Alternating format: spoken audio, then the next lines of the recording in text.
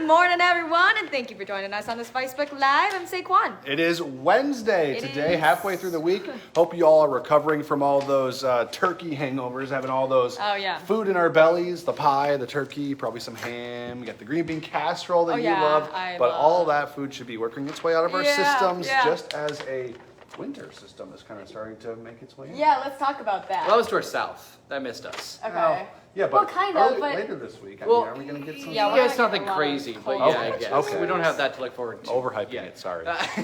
I mean, yeah, so today, 16 degrees for high. It's too chilly. Wind chills at 0 or below 0 all day. You can feel it right now already. Yeah, in the studio. Yeah.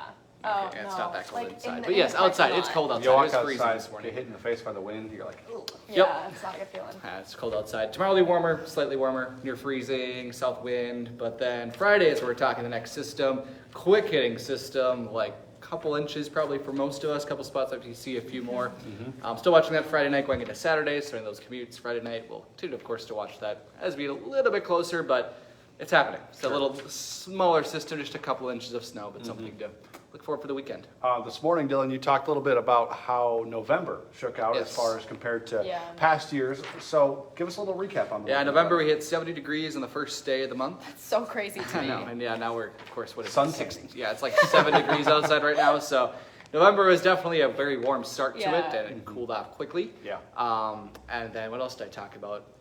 Meteorological and climatological winter starts tomorrow. I can't say those words. I had somebody say that it's different between astronomical winter is December 20th to 21st. It's cold outside. It's winter, okay? Feels like winter. Yeah. That's just kind of the point. Yeah. So. It's about time that we start is. dipping our temperatures a little bit. Yeah. I mean, we've been pretty blessed with some nice weather, so we really I will take it for what it's worth. Especially over the last weekend, which is great. So beautiful. Cool. All right, Dylan, thank you. Appreciate it, sir. Thank you. Before we get to our top headlines of the morning, of course, let's just remind everyone you can always watch this, listen to this on your own time by visiting our InForum YouTube channel, or you can find us on your favorite podcast platform. You can also find us on inforum.com/podcasts and look for the InForum Minute. And in case you don't know who I am, I'm Scott Engen. This is Kwon, Dillon Vogt, our meteorologist. He just left us, but he told us all about the weather. Yeah. So let's talk about some local headlines. Great. This is kind of a big one right now. NDSU President David Cook says the university is looking at merging some of its academic colleges and departments together as leaders there work to make a $10.5 million budget cut, which of course is quite a bit of money. Cook announced those cuts about a month ago and gave an update at a recent press conference.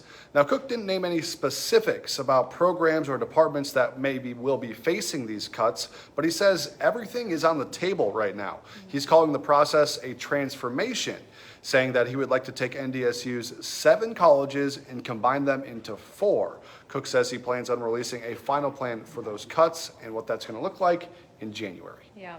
Also today, let's give you a heads up on a potential vote on a strike that could be happening with the Minnesota nurses.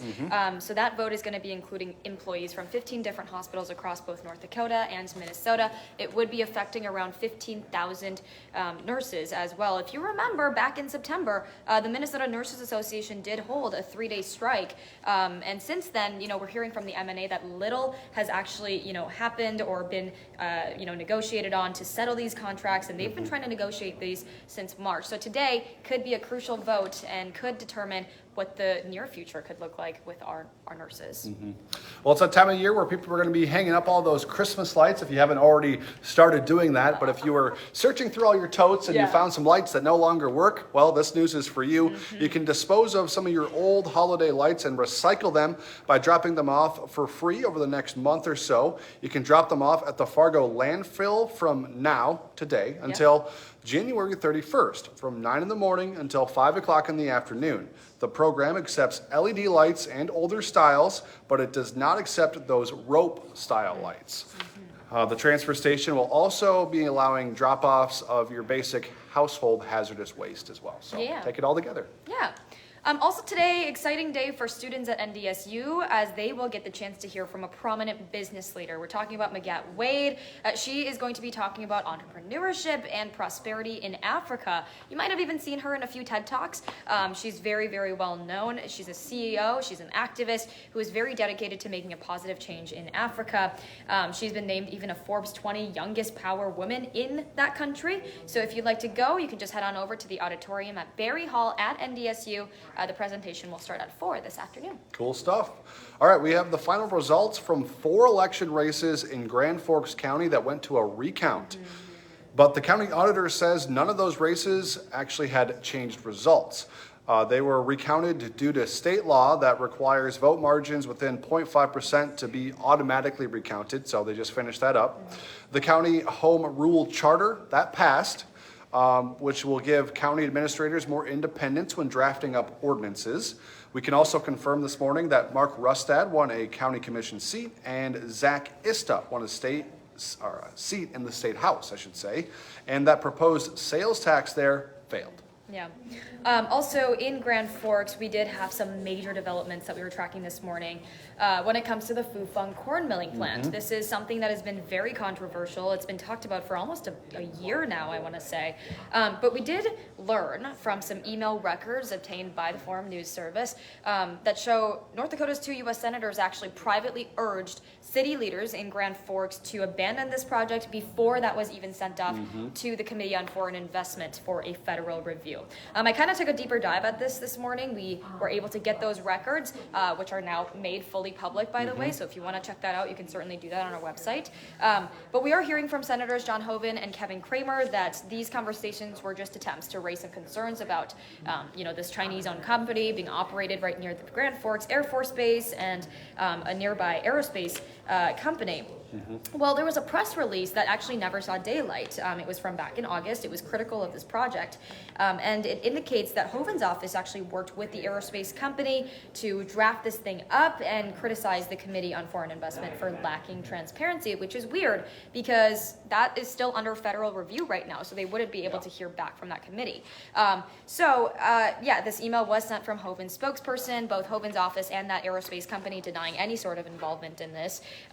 And it's clear that these attempts, to persuade city leaders and state officials failed because Governor Doug Burgum was required to sign off on this. Kelly Armstrong was required to sign off on this. They did not. And we also got to see the response from Mayor Brandon Pochensky this morning, who shot that joint statement down, saying he will not sign it until he gets more concrete facts and results from the Committee on Foreign Investment. So right now, we'll of course just work on getting those findings from that committee, and once we do, we'll certainly let you know what they find. All right, state employees in South Dakota, of course to our south, who want to watch videos on TikTok will no longer be able to do that on the clock. They'll have to be either on a break or not at work because Governor Kristi Noem signed an executive order yesterday banning state employees and contract workers from using government devices to access TikTok, which is one of the most popular social media platforms. Noem blamed TikTok's Chinese ownership for the decision. Now, back in September, TikTok refused to promise senators that the company would not send data on U.S. users over to China. Though TikTok does not operate in China, the company is owned by a Chinese company for the service, the app. Yeah. Also, speaking more nationally right now, we know that a string of tornadoes slammed the southeastern part of the U.S., of course bringing catastrophic damage to some states. Let's talk about Mississippi, because that state is the one that saw the most damage and the most storms last night. And the National Weather Service recorded 24 tornadoes, at least, across the southeast, with more than half of them, as our Dillon Vogt was telling us this morning, more than half of them happening in Mississippi, which is so insane. That's crazy. But here's some good news out of this, and probably the most important. No reported injuries so far, and we are hearing that from a county sergeant in that state. Of course, that could rise. We don't know yet, but we'll certainly let you know if that number is updated. Yeah, crazy system of storms passing through that area. Meantime, Congress is moving swiftly to prevent a looming U.S. rail workers strike. Speaker Nancy Pelosi says the House will act today on 2 separate bills. The first bill would adopt the tentative agreement from September, which was negotiated by labor leaders and railroad companies. The second vote will be to add 7 days of paid sick leave for workers to that agreement, a major sticking point for all those labor leaders and the unions, something they've been fighting for in these contracts. The unions have threatened to strike if an agreement can't be reached before a December 9th deadline, so coming up quickly. Yeah, very quick. All right, Hot Mic with Dom Izzo, 9 to 11, WDAY Extra, InForum.com, but you already knew that. Dom probably will have a lot to talk about today, and I wouldn't be surprised if he talked about the World Cup game last night, or yesterday, I should say, with the U.S. and Iran. Scott Scott literally watched it with a whole fan base here in Fargo, which was cool. And Scott, you can talk more on that in a second here. But yeah, I mean, it was a really good game. It obviously could have determined whether they were going to go home or not. Yes, so, big game, must win. Yeah, and this is what, like the third straight game that they've held at Sickies in Fargo, and maybe you can speak a little bit more on this? Yeah, so at Sickies on 45th Street in Fargo, they've been holding these watch parties for the U.S. men's national team, which is, of course, playing in the World Cup right now. Yeah. This was the third straight game they did it. They were guaranteed 3 games in group play. Right, yeah. They had to win this game, though, to move to the knockout round, which is of 16 teams. And they're going to be playing the Netherlands on Saturday morning at 9 o'clock. Sickies is going to be, I think, opening up early for that, potentially. We'll have to confirm all that, but I think they're going to have another watch party there for the 4th straight game. And it was kind of funny. I went yesterday to watch the game, and Dom was actually at Sickies watching it with our assistant news director, Drew, as well. So I joined them at a table and had some lunch, and we watched the game. They left after the first half because they had to get back to work. But me, I done with work by that time, so I got to enjoy the whole game. It was fun to be there with all the fans, and they cheered loudly when the U.S. scored a goal, and then after the final whistle blew, everyone rejoiced and was happy that we were able to move on. So it's really fun to just be part of a crowd that's all supporting the same team. Here at home on too. the global stage. Yeah. So. If Sickies is opening early, maybe you'll catch me and Scott there. I don't know. We'll see. But we'll see what happens. Yeah, we'll certainly let you guys know and confirm all of that information for you. So again, Hot Mic with Dom Izzo, 9 to 11 WDAY Extra, InForum.com. Yes, and before we let you go, we want to let you know, of course, we still have a great deal going on where you can subscribe to an all-access pass on InForum.com for 99 cents a month for your first 3 months. Yeah, all you have to do is go on InForum.com/subscribe to get that deal. And, of course, don't forget, we got our 11 o'clock newscast here in just about 3 hours, less than. So that's with Becky Parker and Dillon Vogt. And our evening coverage starts at 4, goes to 5, 6, 9, and 10. And we will be back here tomorrow morning from 5 to 7. So hope you can join us, and have a great day. See you, folks. Bye. Bye.